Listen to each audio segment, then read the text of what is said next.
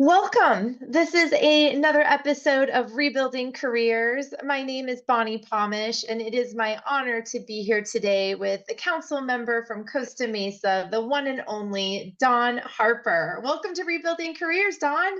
Thank you, Bonnie. It's nice to be here. Well, I appreciate you taking the time to share more with our listeners about you and how it is that you became you. I think we make lots of assumptions about people and how they arrived at where they are, and we don't often take the time to find out where did it begin.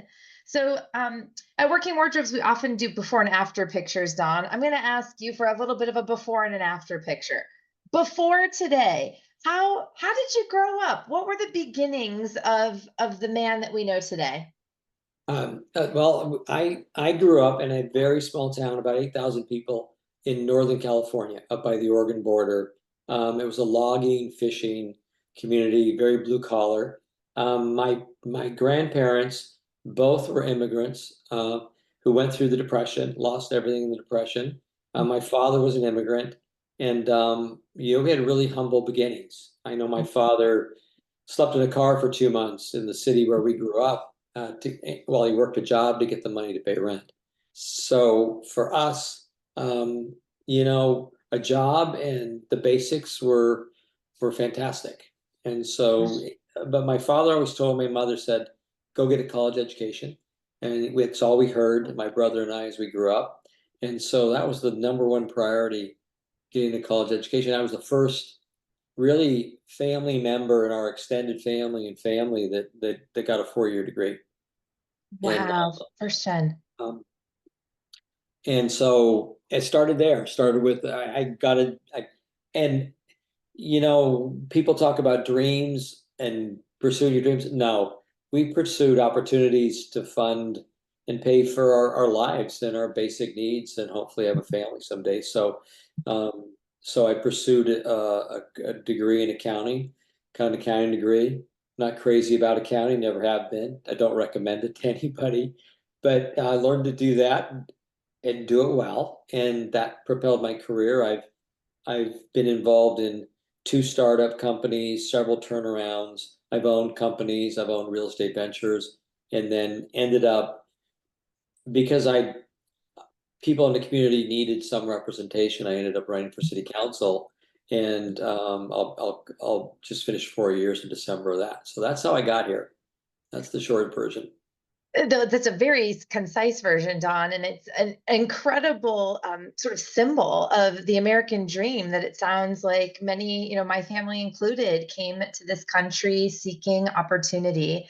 And the idea that from living out of a car to knowing that the first, step towards generational change was education, and this value to pursue it fervently, and then not only to pursue but to achieve, is an incredible, I don't know, journey in and of itself. Thank you. How Thank you for sharing it. How did you first arrive? I mean, I love the idea that we don't have to love our career. You could be good at something and make enough to sustain your life. I think that most of our first work experiences start in that category for certain. It's not necessarily something that we're loving, but it's a means to an end. What was your first job? Like what was the first way you started making an income? I really there were 2 summer jobs when I was 16, and it was all about saving for college. And Mhm.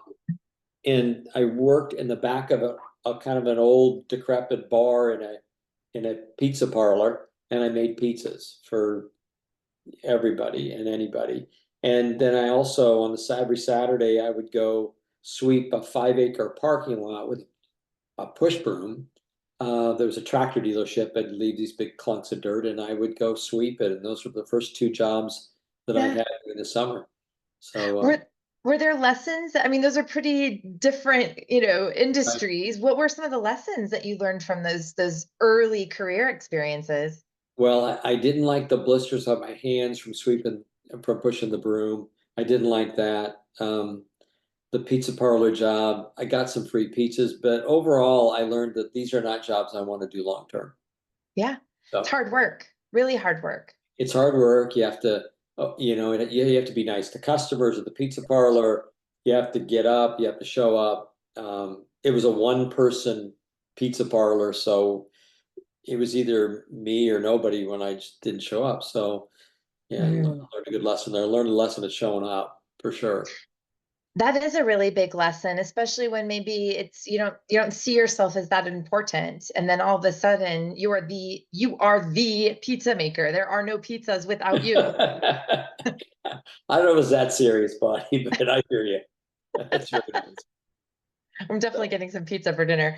yeah. So let's fast forward to the after picture to today. You have accumulated a lot of wisdom and a lot of experience over the years. How are you bringing it into the marketplace today? I am a council member, but the bigger part of my life is I'm still CEO for an oil distribution company here in California. And what I have learned over time, the greatest thing I bring is leadership, but leadership that focuses on honesty and integrity and providing a fair place for people to work. And I think people come to work, and in a lot of situations, the job isn't always fair. People aren't always treated well, and it isn't a great platform for them to excel and enjoy their work. And so Mm. the number one thing I like to say we provide under my leadership is fairness and honesty and integrity. And I think that brings out the best in people. It Yeah. allows them to grow, allows them to be who they are.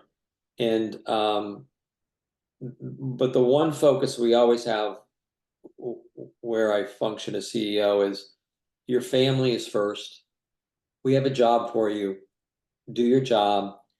Don't bring your family to work. We love them, but don't bring them to work. Do your job, do a great job, and we'll take care of you, and you can take care of your family. Mm.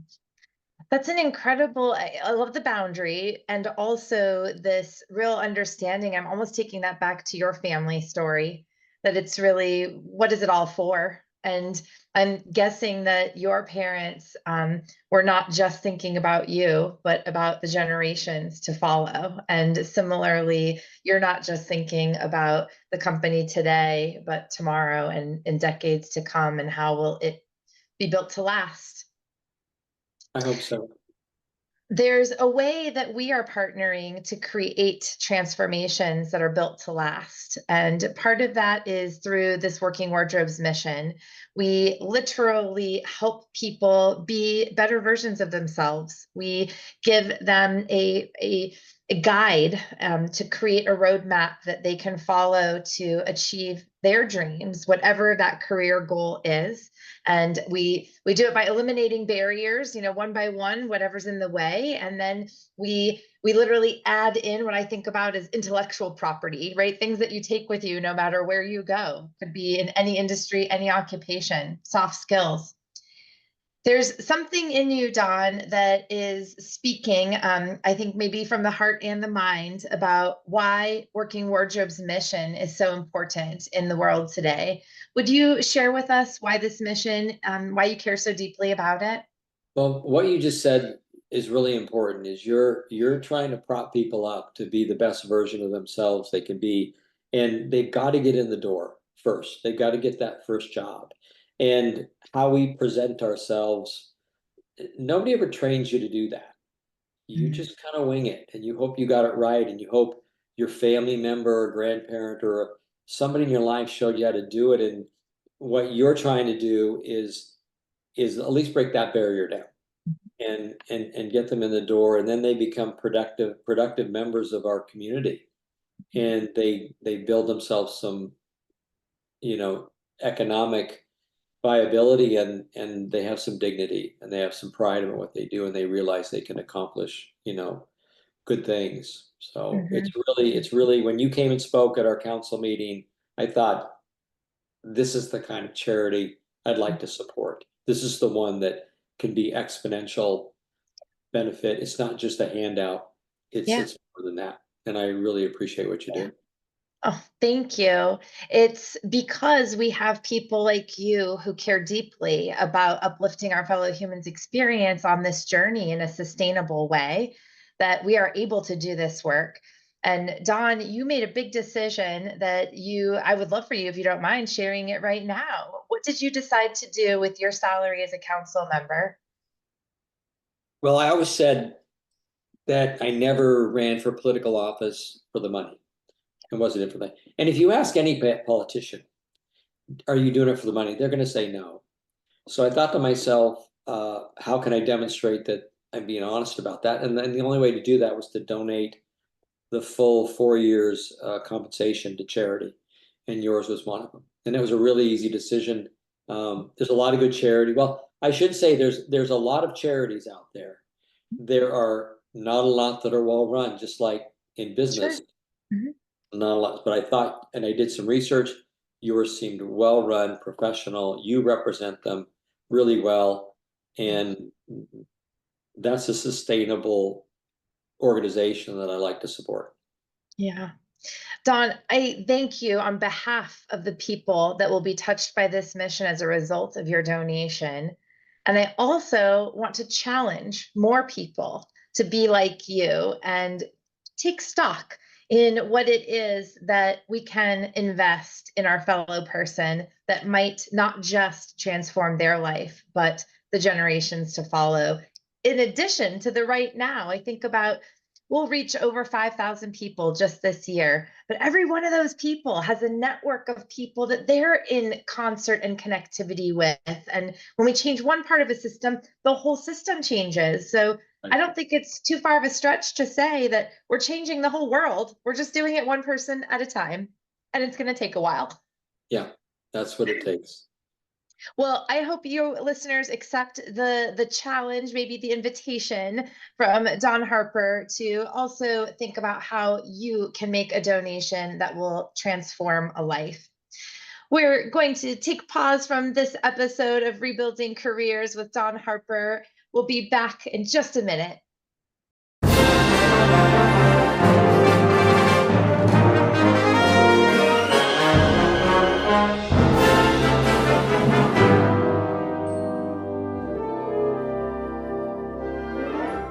Welcome back to Rebuilding Careers. I am here today with the amazing Don Harper, and we've been talking a little bit about not only what Don is doing right now in his career and in his life to help make a difference and really live your family's dream, but also how it is that we can be a part of that kind of a solution. Don, I think you described in a real quick snip before and after, but I think meaning the beginning of your career and where you're at now.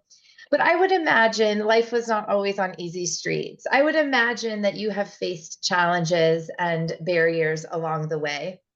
The 5,000 plus lives that we will touch this year have one thing in common, and that is that every single one of them is facing a challenge, usually multiple barriers between them and achieving gainful employment. What's an example, Don, of something that you've overcome that might even inspire not just our clients, but probably our supporters and listeners? What's something that's really been in your way that you've tackled and achieved in your career? I think everyone has a certain amount of self-doubt. I think if you look, I could give you a glowing view of my career and life, and I would gratefully say it's been great. But I've been terminated from employment twice in my life. Those are difficult things, even at the level that I experienced them at. I started with nothing. I paid for my own college. I really scrapped along the way. There is one fundamental principle, and I teach it when I coached 15 years of youth basketball, all at the third grade through eighth grade level, and mostly girls, and including my daughters, but over half the time, not my own daughters. But I used to have three simple rules. One is show up no matter what, and hopefully on time. Two, do your best. Just do your best. Doesn't matter what anybody else does, do your best. And sometimes that means working harder than everybody else. And three is be a good sport. And be a good sport means just be a kind, caring, considerate person, and that'll come back to you. So if you can those three things, just coaching girls basketball It just seemed Yeah. to mean a lot. It was simple enough for everybody to understand, but they're really rules that apply to everything in Mhm. your whole life. So those are Mhm. the ways that I think I overcame things. You just stick to it. Wow, that is literally a roadmap to keep showing up, especially in the face of adversity, in the face of failure, in the face of success, in the face of doubt, to just keep showing up. And then not to just show up, but to show up well, to show up in a way that's honoring of self and fellow. That's I think probably more even what ties us together with this mission, Don, because I think oftentimes you're exactly right. Part of it is getting out of our own way and being there for the moment, being open to it. When you share self doubt as the first part of your answer, that really resonated with me. I think as humans, as leaders, as people that other people are counting on, in whatever respect that is, there is an overarching sense of not wanting to let people down. And I think what I find most often is that the person that I let down most often is me. And Yeah. it's because I had some higher expectation of myself that I didn't fulfill. But it sounds to me like that might resonate with you too. And you put it in the context of how you show up for others. Is that right? Yeah, I think that's well put. I always, this is something that's people should remember. Success is really simple, but it's hard. It's hard to show up on time. But it's so Yeah. simple, right? It's Yeah. those simple little things we do, those disciplines that we follow. Sometimes you have goals in life, write them down and look at them every day and decide, what am I doing to achieve those goals? Really simple.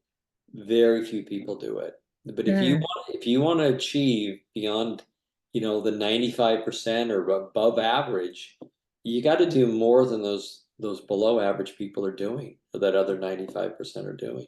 So yeah. when I look back at my life, and I made a conscious decision at some point to go, I'd rather go to a party, go to an event. I'd rather sit on my couch and watch TV. I'd rather, you know, I know Facebook is old now for old people, but I'd rather look at Facebook or TikTok. Got rid of all those things in my life. It says, this is what I really want to do that means something. But it's hard. It's hard to not do what all your friends are doing sometimes, and that's the key. James Clear and his book Atomic Habits is, I feel like, a mantra of life for me, and it's really what you're describing, these habits, right? Everything's made out of atoms. What are the habits, the atoms that build up your experience? I had an incredible opportunity to witness one of our clients reuniting with their success coach at the Career Success Center just a couple months ago, and the gentleman that we helped was so excited when he saw his coach come through the door, and I'm kind of imagining you with those girls in basketball, um, and I mean, forget about the conversation he was having with me. I was now chopped liver, and he was so excited to see his coach, and he said, "Coach Matt, I got the job." And so Coach Matt is, yes, that's awesome, big bro hug. And the client basically is explaining to the coach, Coach, you got me there, you did this, you did that. And Coach Matt said, no, no, no, no. Opportunity favors the prepared, and you made sure that you were prepared. Don, that's what I'm hearing you say, to be prepared. Yeah. And part of the preparation is the discipline of saying no to something, to say yes to something else, the discipline to keep showing up even when you don't wanna, and there's a lot more alluring things to do. Yeah. Are there other career advice or wisdom that you would like to share? Maybe even talking to yourself earlier on in your journey or to a different person? I think humility is a really strong characteristic that may look like a weak characteristic, but humility as a leader, humility in life. My dad always used to repeat, and I can remember 3 or 4 times in my life and where I was at when he said it, don't make the mistakes others make. Go learn from them. And that takes some humility. It is astounding to me And there's some things I've achieved that are significant in the petroleum industry. The number of people that don't ask, how'd you do that? How'd you accomplish that? They don't ask. And I would encourage people just to ask. Find someone that has done something you think's important or worthwhile and say, how'd you do it? Just like you're doing here. How'd you get there? What are those steps? And that's a big deal. And the last thing that I think is really critical in all phases of our life, and it's a tenet of Alcoholics Anonymous, is be grateful and keep a grateful journal. You know, and someone told me this recently. Neurologically, you cannot be fearful when you're grateful. And if you're always grateful, you're not afraid to maybe achieve the goals you want to and try the things you want to do. So stay grateful, keep a journal. I think I've done it for a year at one point. Every day, get up and write down something I'm grateful for. They do it in Alcoholics Anonymous, and it works. And Yeah. it should work for everyone, and it'll make you a happier person. And we were talking about earlier about smiling, and smile, because even when things are hard, you'll trick your body into believing things are okay. That's right. I have a friend who said, "Fake it till you feel it," and There you go. it's true. Sometimes people will ask me, "Are you always this happy?"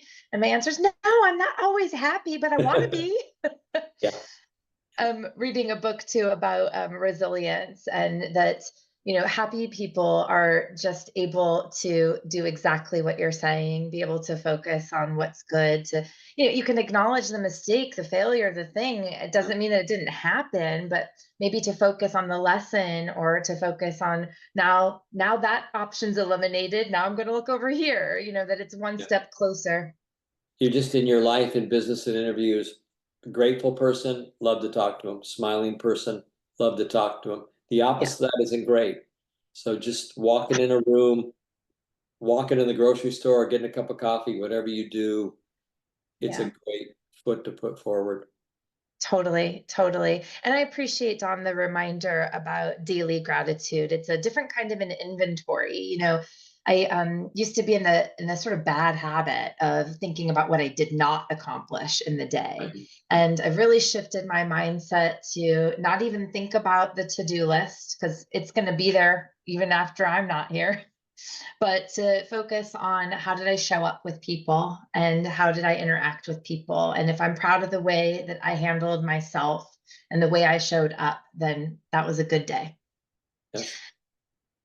You also impart, as you have throughout this conversation, beautiful tidbits, quotes, wisdom. Is there any parting wisdom that you would like to share with our listeners? I know you have oodles and oodles of quotes and things that speak to you. Everything, Bonnie, everything I've learned for somebody else. So it isn't me. I'm not a smart guy, but I've learned a lot and remember some key things. And this one kind of fits that, which I am notorious for asking a lot of questions. And there's an Albert Einstein quote that says something like, "I'm not the smartest guy in the room, but I just stay with the question longer." Ooh. Really good quote. And it came from him, who was one of the geniuses of our time. Your Yeah. younger listeners might not know who that is, but he's one of the geniuses of our time. But he said, I'm not the smartest guy, not the smartest person, but I stay with the question longer. Mm. And why and what and who and how, just stay with it and give yourself time to think about it and process it. Let your brain think about it. And you'd be surprised what you learn that you didn't expect to learn, what you didn't know. Thank you so much for that parting piece, Don. I will sit with that question also a bit longer. This has been an episode of Rebuilding Careers. Don Harper, thank you so much for not only joining me to share some of your morsels of wisdom, but to also inspire transformation in the people we'll reach this year, as well as those listening to do their part as well. Thank you for joining me. It's been a pleasure. Thanks, Bonnie, and keep up your good work.